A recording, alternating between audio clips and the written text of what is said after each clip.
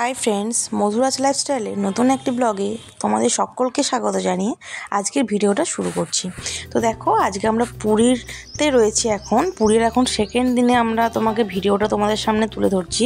তো আমরা পুরো সি বিচে যাওয়ার জন্য সকাল সকাল রেডি হয়ে গেছি। সকাল 8টার সময় আমরা বেরোচ্ছি, যেহেতু আগের দিন আমরা অনেক রাত করে রুমের মধ্যে এসেছি, তাই একটু লেট হয়ে গেছে। তো আমরা সকাল সকাল চা বিস্কুট খেয়ে বেরিয়ে পড়েছি। একদম বাইরে এসেই আমরা সঙ্গে সঙ্গে একটা করে ডাবের জল খেয়ে নিলাম। ডাবের জল খেয়ে স্ট্রিট ফুডে যে ধোসাগুলো পাওয়া যায়, আমার হাজব্যান্ড একটা ইডলি খেলো আর আমি খেলাম ধোসা, তার সঙ্গে খেয়েছিলাম ডিম টোস্ট। ধোসার ভিডিওটা তোমাদের সামনে নিয়ে আসতে পারিনি, কিন্তু ডিম টোস্টের ভিডিওটা তোমাদের সামনে নিয়ে এসেছিলাম। আর পুরো আশেপাশে চারপাশটা দেখছিলাম। সকাল সকাল একদম সমুদ্রের হাওয়া, তার সাথে হচ্ছে ডিম টোস্ট, বসে খাওয়ার মজাই কিন্তু আলাদা।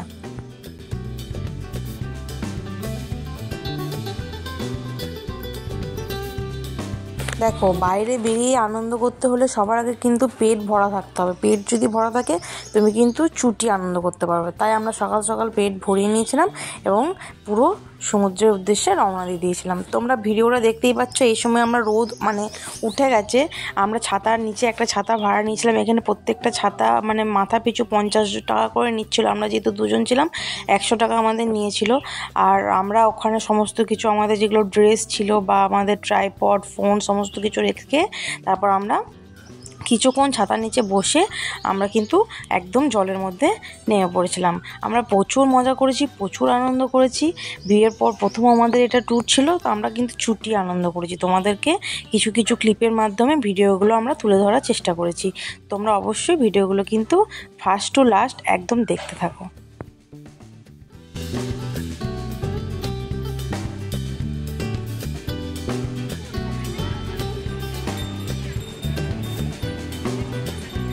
সমুদ্রের জলে 2 ঘন্টা কাটিয়ে আসার পর আমরা কিন্তু চলে এসেছিলাম একদম রুমে স্নান টান করে আমরা খেতে বসে পড়েছিলাম।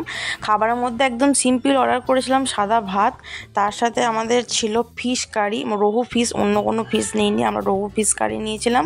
আর তার সাথে নিয়েছিলাম ডিম কারি, এগ কারি, ফিশ কারি, আর তার সাথে ছিল সাদা ভাত। এটা দিয়ে আমরা কিন্তু দুপুরের লাঞ্চটা সেরে নিয়েছিলাম। বিকালবেলা আমরা রওনা দিয়েছিলাম শ্রী শ্রী জগন্নাথ দেবের মন্দিরের উদ্দেশ্যে।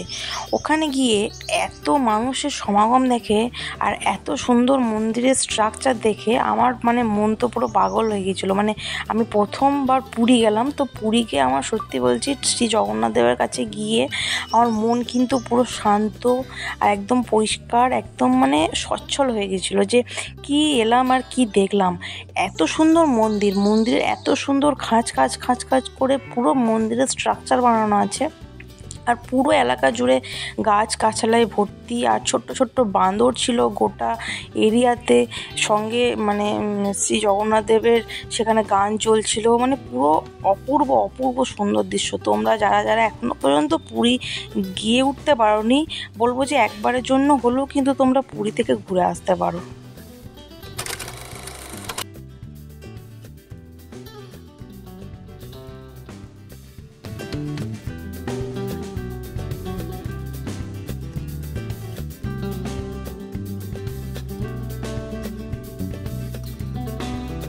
এটা ছিল সন্ধেবেলায় শ্রী জগন্নাথ ধামের দৃশ্য, অপূর্ব সুন্দর, এক কথা যাকে বলে অসাধারণ। মাথার চূড়াতে যে সাদা রঙের, যে চূড়ার ওপরে যে লাল রঙের যে পতাকা সমানে যে উঠছিল, সেটা যদি দেখে পুরো মন ভরে যাবে। তো জগন্নাথ ধাম থেকে বেরিয়ে আমরা চলে এসেছিলাম একদম সি বিচের ফুল লুকটা তোমাদের সামনে তুলে ধরেছি। তোমরা দেখো, চারিদিকে অজস্র লোকের ভর্তি, অজস্র দোকান, অজস্র খাওয়া দাওয়া, তার সাথে হচ্ছে সমুদ্রের একটা স্নিগ্ধ হাওয়া।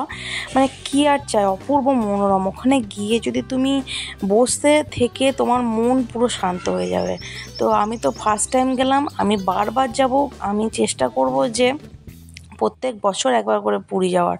ওখানে গিয়ে আমি কিছু কেনাকাটা করেছিলাম, টুকটাক বাড়ির জন্য জিনিস নিয়ে এসেছিলাম, শ্রী জগন্নাথ দেবের মূর্তি নিয়ে এসেছিলাম, তার সাথে ছোট ছোট টুকটাক কিছু জিনিসও কেনাকাটি করেছিলাম।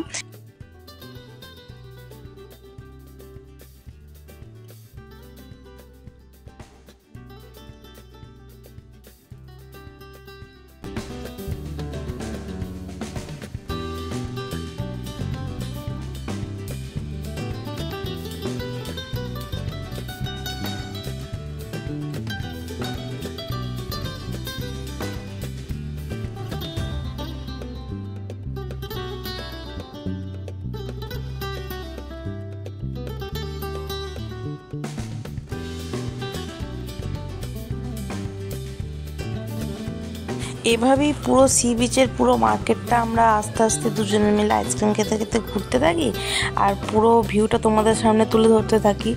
আর এভাবে দেখতে দেখতে দেখতে দেখতে আমাদের কিন্তু যখন রাত 10টা বেজে যায় তখন আমরা চলে এসেছিলাম কিন্তু রুমের মধ্যে।